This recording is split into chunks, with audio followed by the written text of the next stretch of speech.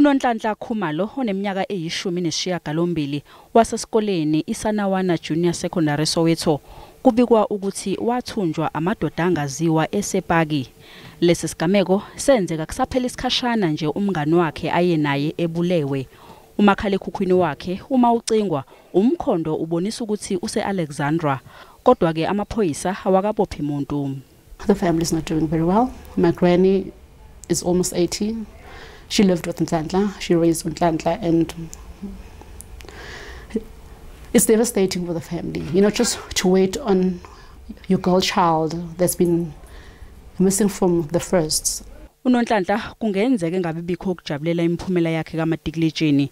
Isishoshovu sezemfundo sithi iziningi izathu ezenza ukuthi abafundi bagcine bengafinyelelanga ebangeni le-10 nakuba ke sebechithe iminyaka eyi-12 esikoleni.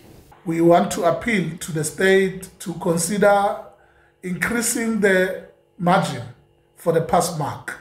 The current margin of 30% is not going to take our country anywhere. Inyunyana yothisha isathu inxusa abazali ukuthi beseke izingane zabo ngalesi sikhathi esinzima. We therefore appeal to our people to rally behind our students and their parents and offer them the support that they require as they will be making choices about their future.